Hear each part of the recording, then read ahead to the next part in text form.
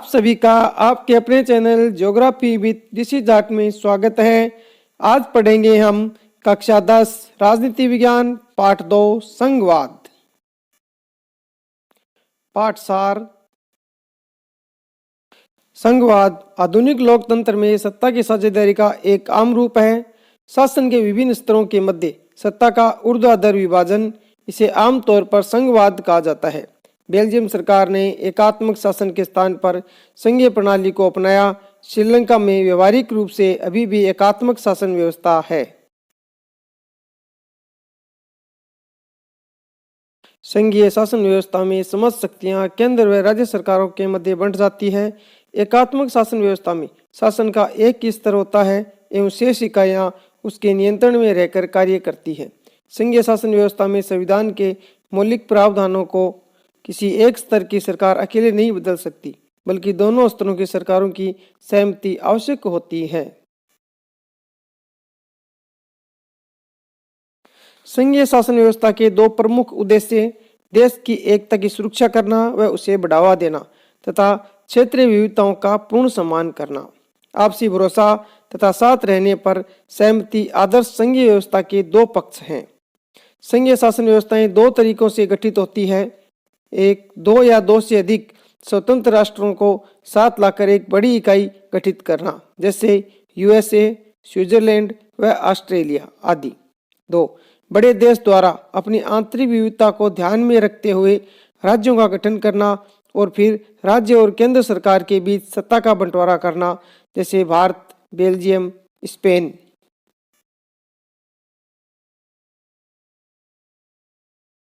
भारत में संघीय व्यवस्था। स्वतंत्रता के पश्चात भारतीय संविधान ने भारत को राज्यों का संघ घोषित किया। भारतीय संविधान में मौलिक रूप से दो स्तरीय शासन व्यवस्था का प्रावधान किया गया था, संघ सरकार, केंद्र सरकार एवं राज्य सरकारें। तत्पश्चात नगरपालिकाओं और पंचायतों के रूप में संघीय शासन का एक तीसरा स्तर भी जोड़ा गया। भारतीय संविधान में केंद्र व राज्य सरकारों के मध्य कानूनी अधिकारों को तीन भागों में बांटा गया है। एक, संघ सूची, दो, राज्य सूची, तीन, समवर्ती सूची। संघ सूची में वर्णित विषयों पर कानून बनाने का अधिकार सिर्फ केंद्र सरकार को दिया गया है। संघ सूची में प्रतिरक्षा, विदेशी मामले, बैंकिंग, संचार एवं मुद्रा जैसे राष्ट्रीय महत्व के विषय सम्मिलित किए गए हैं। राज्य सूची में वर्णित विषयों पर सिर्फ राज्य सरकार ही कानून बना सकती है। इस सूची में पुलिस, व्यापार, सिंचाई एवं कृषि जैसे प्रांतीय एवं स्थानीय महत्व के विषय सम्मिलित है।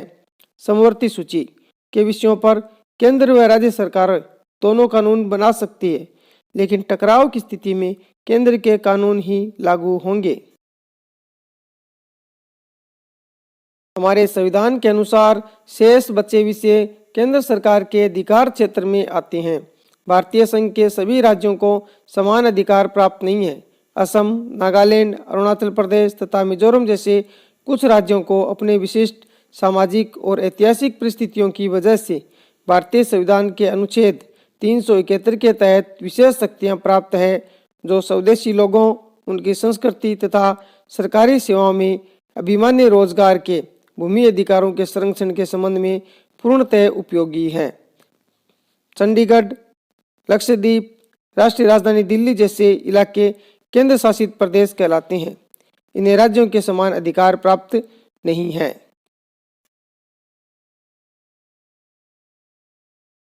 संवैधानिक प्रावधानों और कानूनों के क्रियान्वयन की देखरेख के लिए न्यायपालिका का गठन किया गया है। भारत में संघीय व्यवस्था की सफलता का श्रेय यहाँ की लोकतांत्रिक राजनीति के चरित्र को दिया जा सकता है। भाषाई नीति। भारतीय संविधान में किसी एक भाषा को राष्ट्रभाषा का दर्जा नहीं दिया गया है। हिंदी को राजभाषा माना गया है। यह लगभग 40% भारतीयों की मातृभाषा है। हमारे संविधान में हिंदी के अतिरिक्त 21 अन्य भाषाओं को अनुसूचित भाषा का दर्जा दिया गया है। केंद्र राज्य संबंध। 1980 के बाद देश के बहुत से राज्यों में क्षेत्रीय दल उभर कर सामने आए तथा केंद्र में गठबंधन सरकार की शुरुआत हुई। राज्य पुनर्गठन आयोग की रिपोर्ट को 1 नवंबर 1956 को लागू किया गया था। जब केंद्र एवं राज्य सरकारों से शक्तियां लेकर स्थानीय सरकारों को प्रदान की जाती है तो इसे सत्ता का विकेंद्रीकरण कहते हैं। स्वशासन के लोकतांत्रिक सिद्धांत को वास्तविक बनाने का सबसे अच्छा तरीका स्थानीय सरकारों की स्थापना करना है। भारत में विकेंद्रीकरण। लोकतांत्रिक विकेंद्रीकरण की दिशा में एक बड़ा कदम 1992 में उठाया गया, जब संविधान में संशोधन करके लोकतांत्रिक शासन व्यवस्था के तीसरे स्तर स्थानीय स्वशासन व्यवस्था को अधिक शक्तिशाली एवं प्रभावशाली बनाया गया। स्थानीय शासन व्यवस्था जो गांवों के स्तर पर मौजूद रहती है को पंचायती राज के नाम से भी जाना जाता है। स्थानीय स्वशासन का बेस जिला स्तर तक का है। शहरों में स्वशासन नगरपालिका के नाम से जाना जाता है। शब्दावली। अधिकार क्षेत्र एक ऐसा क्षेत्र जिस पर किसी का कानूनी अधिकार हो। यह एक भौगोलिक क्षेत्र भी हो सकता है अथवा इसके अंतर्गत कुछ विषयों को भी सम्मिलित किया जा सकता है। गठबंधन सरकार एक से अधिक राजनीतिक दलों द्वारा साथ मिलकर बनाई गई सरकार को गठबंधन या मिलीजुली सरकार कहते हैं। संघवाद ऐसी शासन व्यवस्था जिसमें संविधान द्वारा शासन की शक्तियों का केंद्र सरकार एवं राज्य सरकारों के मध्य बंटवारा कर दिया जाता है। एकात्मक शासन व्यवस्था शासन प्रणाली का वह रूप जिसमें संविधान द्वारा शासन की समस्त शक्तियों का केंद्रीकरण केंद्र सरकार में कर दिया जाता है। संघ सूची भारतीय संविधान द्वारा प्रदत्त वह सूची जिसमें वर्णित विषयों पर कानून बनाने का अधिकार सिर्फ केंद्र सरकार को होता है। संघ सूची में प्रतिरक्षा, विदेशी मामले, बैंकिंग, संचार, मुद्रा आदि राष्ट्रीय महत्व के विषय सम्मिलित हैं। राज्य सूची भारतीय संविधान द्वारा प्रदत्त यह सूची जिसमें वर्णित विषयों पर कानून बनाने का अधिकार सिर्फ राज्य सरकार को ही होता है। राज्य सूची में पुलिस, व्यापार, वाणिज्य, कृषि एवं सिंचाई, प्रांतीय एवं स्थानीय महत्व के विषय आते हैं। समवर्ती सूची भारतीय संविधान द्वारा प्रदत्त वह सूची जिसमें वर्णित विषयों पर केंद्र व राज्य सरकार दोनों कानून बना सकते हैं। समवर्ती सूची में शिक्षा, वन, मजदूर संघ, विवाह, गोद लेना एवं उत्तराधिकार आदि विषय सम्मिलित हैं। अति लघुतरात्मक प्रश्न। सत्ता का विकेंद्रीकरण किसे कहते हैं? उत्तर केंद्र और राज्य से शक्तियां लेकर स्थानीय सरकारों को देना। प्रश्न नगरपालिकाओं और ग्राम पंचायतों के लिए लगभग कितने लोगों का चुनाव होता है? उत्तर 36 लाख। प्रश्न भारत में किस राज्य को विशेष दर्जा प्राप्त है? उत्तर जम्मू कश्मीर। लेकिन फिलहाल जम्मू कश्मीर को विशेष राज्य का दर्जा धारा 370 हटाकर समाप्त कर दिया गया है। प्रश्न स्थानीय शासन वाली कौन सी संस्थाएं शहरों में काम करती है? उत्तर नगरपालिका और नगर निगम। प्रश्न एकात्मक शासन व्यवस्था किसे कहते हैं? उत्तर ऐसी शासन व्यवस्था जिसमें शासन का एक ही स्तर होता है। प्रश्न बेल्जियम में किस प्रकार की सरकार है? उत्तर संघीय सरकार। प्रश्न पंचायत समिति का गठन कैसे होता है? उत्तर कई पंचों पंचायतों को मिलाकर पंचायत समिति का गठन होता है। प्रश्न नगर निगम के प्रमुख को क्या कहते हैं? उत्तर मेयर। प्रश्न समवर्ती सूची के विषयों पर कानून कौन बनाता है? उत्तर केंद्र सरकार तथा राज्य सरकार। लघुतरात्मक प्रश्न। प्रश्न भारतीय संविधान में केंद्र और राज्यों के बीच शक्तियों का बंटवारा किस प्रकार किया गया है? उत्तर संघ सूची प्रतिरक्षा, विदेश, बैंकिंग, संचार, मुद्रा आदि राष्ट्रीय महत्व के विषय।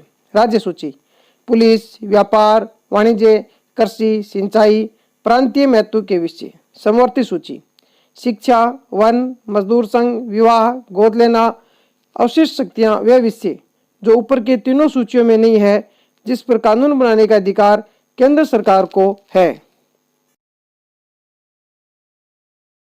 प्रश्न स्थानीय सरकारों के महत्व का वर्णन कीजिए। उत्तर अनेक समस्याओं का निपटारा स्थानीय स्तर पर हो जाता है। लोगों को इस बात की जानकारी होती है कि पैसा कहाँ और कैसे खर्च करना है। स्थानीय स्तर पर लोगों को फैसलों में सीधे भागीदार बनाना संभव हो जाता है। सत्ता में अधिक से अधिक लोगों को भागीदार बनाना स्थानीय शासन सत्ता के विकेंद्रीकरण के अनुरूप है। प्रश्न, भारत की संघीय व्यवस्था में बेल्जियम से मिलती जुलती एक विशेषता और उससे अलग एक विशेषता को बताइए। उत्तर, भारत में बेल्जियम से मिलती जुलती विशेषता यह है कि दोनों देशों में संपूर्ण देश के लिए एक संघ सरकार का गठन किया गया है। अलग विशेषता यह है कि बेल्जियम की केंद्र सरकार की अनेक शक्तियां देश के दो क्षेत्रीय सरकारों को सुपुर्द कर दी गई है, जबकि भारत में केंद्र सरकार अनेक मामलों में राज्य सरकारों पर नियंत्रण रखती है। प्रश्न, 1992 के संविधान संशोधन द्वारा लोकतांत्रिक व्यवस्था में विकेंद्रीकरण को प्रभावी बनाने के लिए क्या किए गए। उत्तर, स्थानीय निकायों के चुनाव नियमित समय से करवाना अनिवार्य है। कम से कम 1/3 सीटें महिलाओं के लिए आरक्षित है। हर राज्य में पंचायत और नगरपालिका चुनाव कराने के लिए राज्य चुनाव आयोग नामक स्वतंत्र संस्था का गठन किया गया है। राज्य सरकारों को अपने राजस्व और अधिकारों का कुछ हिस्सा स्थानीय निकायों को देना पड़ा। भारत की भाषा नीति क्या है। उत्तर, भारत की कोई राष्ट्रभाषा नहीं है। हिंदी एक राजभाषा है। 14 सितंबर 1949 का दिन स्वतंत्र भारत के इतिहास में बहुत महत्वपूर्ण है। इसी दिन संविधान सभा ने हिंदी को संघ की राजभाषा के रूप में स्वीकार किया था। संविधान में किसी भी भाषा को राष्ट्रभाषा का दर्जा नहीं मिला हुआ है। भारत में किसी एक भाषा को राष्ट्रभाषा का दर्जा न देकर हिंदी और अन्य 21 भाषाओं को अनुसूचित भाषा का दर्जा दिया गया है, जिसमें सभी राज्यों की मुख्य भाषा का विशेष ख्याल रखा गया है। अंग्रेजी को कामकाज की भाषा के रूप में मान्यता दी गई है, विशेषकर गैर हिंदी भाषी प्रदेशों को देखते हुए। प्रश्न, 1992 से पूर्व विकेंद्रीकरण के स्वरूप का वर्णन कीजिए। उत्तर, सभी राज्यों में गांव के स्तर पर ग्राम पंचायतें और शहरों में नगरपालिकाओं की स्थापना की गई थी। स्थानीय संस्थाएं राज्य सरकारों के अधीन रखी गई थी। जब भी राज्य में सरकार बदलती, स्थानीय संस्थाओं को भंग कर दिया जाता। स्थानीय संस्थाओं के चुनाव नियत समय पर नहीं कराए जाते थे। स्थानीय संस्थाओं के पास न अपना अधिकार था और न संसाधन। प्रश्न, एकात्मक और संघात्मक सरकारों के बीच अंतर स्पष्ट करें। उत्तर, एकात्मक शासन व्यवस्था, इसमें केंद्र सरकार शक्तिशाली होती है। इसके अंतर्गत संविधान संशोधन केंद्र सरकार ही कर सकती है। शक्तियां एक जगह पर केंद्रित होती है। इसमें एक ही नागरिकता होती है। राज्य केंद्र सरकार की शक्तियों से संचालित होते हैं। संघात्मक शासन व्यवस्था, इसमें केंद्रीय सरकार अपेक्षाकृत कमजोर होती है। इसमें केंद्र सरकार अकेले संविधान संशोधन नहीं कर सकती। शक्तियां कई स्तरों पर विभाजित होती है। कई संघीय व्यवस्था वाले देशों में दोहरी नागरिकता होती है। दोनों स्तर की सरकारें अपने अधिकार क्षेत्र में स्वतंत्र होती है। केंद्र और राज्यों के संबंधों में आए बदलावों का वर्णन कीजिए। उत्तर, विभिन्न राज्यों में क्षेत्रीय पार्टियों की सरकारें, गठबंधन सरकारों के आने से केंद्र सरकार अपनी मनमानी नहीं कर सकती। केंद्रीय राजस्व में राज्यों को दी जाने वाली राशि में बढ़ोतरी, केंद्र राज्य तनाव में कमी, केंद्र राज्य संबंधों में सुधार, केंद्र सरकार की योजनाओं में राज्यों के हितों का ख्याल। प्रश्न, पंचायतों की मुख्य परेशानियों का वर्णन करें। उत्तर, जागरूकता का अभाव, धन का अभाव, अधिकारियों की मनमानी, जन सहभागिता में कमी, केंद्र और राज्य सरकारों द्वारा समय पर वित्तीय सहायता उपलब्ध नहीं कराना, चुनाव नियमित रूप से नहीं होते। प्रश्न, भारत एक संघीय व्यवस्था वाला देश है। इस तथ्य को साबित करने वाले मुख्य सिद्धांतों को लिखिए। उत्तर, भारत में केंद्र, राज्य और स्थानीय 3 स्तरों पर सरकारें हैं। भारत में एक लिखित एवं विस्तृत संविधान है। प्रत्येक स्तर की सरकार के अधिकार क्षेत्र संविधान में स्पष्ट वर्णित है। संविधान के मौलिक प्रावधानों को कोई एक स्तर की सरकार अकेले नहीं बदल सकती। सर्वोच्च न्यायालय को संविधान की व्याख्या का अधिकार है। केंद्र और राज्य सरकारों के बीच विधायी शक्तियों को संघ सूची, राज्य सूची और समवर्ती सूची में बांटा गया है। वित्तीय स्वायत्तता के लिए केंद्र और राज्य सरकारों के लिए अलग अलग स्रोत है। प्रश्न, संघवाद की किन्हीं 3 बुराइयों की व्याख्या कीजिए। उत्तर, केंद्र सरकार का अधिक शक्तिशाली होना, संविधान संशोधन का अधिकार केवल केंद्र को ही प्राप्त होना, संसद को अधिक अधिकार देना, धन संबंधी अधिकारों का केंद्र के पास अधिक होना, केंद्र सरकार का राज्य सरकारों के मामले में अनावश्यक हस्तक्षेप। प्रश्न, संघीय व्यवस्था की विशेषताओं का वर्णन करें। उत्तर, सरकार एक से अधिक स्तर की होती है, सत्ता का विभाजन होता है, प्रत्येक सरकार का अपना क्षेत्राधिकार निश्चित होता है, दोनों सरकारें एक ही नागरिक समूह पर शासन करती है। प्रश्न, सरकार का एकल रूप क्या होता है? 3 विशेषताएं लिखिए। उत्तर, जब पूरे देश या राष्ट्र में एक ही स्तर की सरकार होती है, अर्थात सरकार का एकात्मक स्वरूप होता है। इससे अलग इसकी उप इकाइयां होती है जो इसके अधीन काम करती हैं। केंद्र सरकार राज्य सरकार के लिए आदेश पारित कर सकती है। मुख्य शक्ति केंद्रीय सरकार के पास ही होती है। प्रश्न, संघात्मक और एकात्मक सरकारों के बीच विभेद स्पष्ट कीजिए। उत्तर, संघीय शासन व्यवस्था, इस शासन के स्वरूप में 2 स्तरों पर सरकारें होती हैं तथा सत्ता के इन दोनों स्तरों की सरकारें अपने स्तर पर स्वतंत्र होकर कार्य करती है। इस व्यवस्था में राज्य सरकारों को शक्तियां संविधान से प्राप्त होती है। इस व्यवस्था में संघ और राज्य सरकारों के बीच विषयों का विभाजन होता है। इस व्यवस्था में राज्य सरकारें अपने कार्यों के लिए केंद्र सरकार के प्रति जिम्मेदार नहीं होती हैं। इस व्यवस्था में केंद्र सरकार राज्य सरकारों को कुछ विशेष कार्य करने का आदेश नहीं दे सकती। उदाहरण, भारत, संयुक्त राज्य अमेरिका, बेल्जियम, कनाडा व ऑस्ट्रेलिया ने संघीय शासन व्यवस्था को अपनाया है। एकात्मक शासन व्यवस्था, इस शासन के स्वरूप में शासन का एक ही स्तर होता है तथा राज्य सरकारें उसके अधीन होकर कार्य करती हैं। इसमें राज्य सरकारों को अपनी शक्तियां केंद्र सरकार से प्राप्त होती है। इस व्यवस्था में विषयों का विभाजन नहीं होता है। इस व्यवस्था में राज्य सरकारें अपने कार्यों के लिए केंद्र सरकार के प्रति जिम्मेदार होती है। इस व्यवस्था में केंद्र सरकार राज्य सरकारों को आदेश दे सकती है। उदाहरण, फ्रांस, हॉलैंड, जापान, इटली आदि देशों ने एकात्मक शासन व्यवस्था को अपनाया है। प्रश्न, केंद्र और राज्य सरकारों के बीच विधायिक शक्तियों के 3 स्तरीय विभाजन की व्याख्या कीजिए। उत्तर, 3 सूचियों में विभाजन किया गया है। संघ सूची, राष्ट्रीय महत्व के विषय, विदेशी मामले, रेडियो, टेलीविजन, डाकघर, बचत बैंक, शेयर बाजार, बैंकिंग, बीमा, रक्षा, रेलवे आदि। राज्य सूची, स्थानीय महत्व के विषय, पुलिस, लोक व्यवस्था, लोक स्वास्थ्य, स्वच्छता, भूमि सुधार, प्रति व्यक्ति कर, कृषि आदि।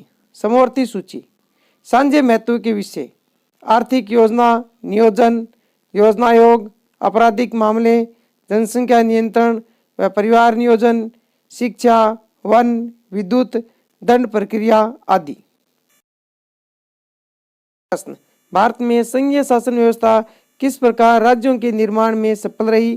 3 बिंदुओं में स्पष्ट कीजिए। उत्तर, संघीय व्यवस्था भारत में राज्यों के गठन के संदर्भ में सफल रही। भाषाई आधार पर राज्यों का गठन सफल प्रयास रहा।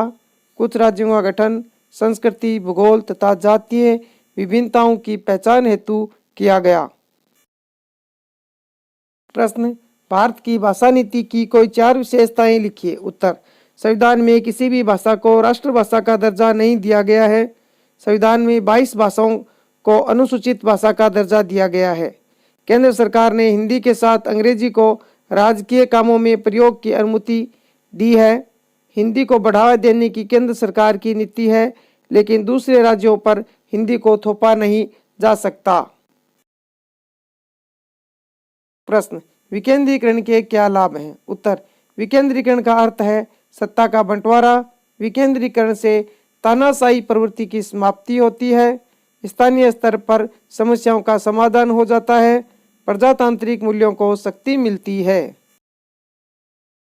प्रश्न 1992 के संविधान संशोधन द्वारा हमारे देश में सरकार के तीसरे स्तर को अधिक प्रभावशाली क्यों बनाया गया? उत्तर, गांव, प्रखंड तथा जिला स्तर पर स्थानीय सरकारों का निर्माण स्थानीय लोगों को सत्ता में शामिल करके देश के विकास में सहायक बनाया गया। महिलाओं, अनुसूचित जातियों तथा पिछड़े वर्ग के लिए आरक्षण की व्यवस्था, स्थानीय स्तर पर समस्याओं का शीघ्र निपटारा। भारत में पंचायती राज की 3 विशेषताओं का वर्णन कीजिए। उत्तर, स्थानीय स्तर पर सरकारों का गठन, समस्याओं का स्थानीय स्तर पर ही निपटारा, समय तथा धन की बचत, स्थानीय लोगों को अपनी जिम्मेदारी का एहसास और जागरूकता।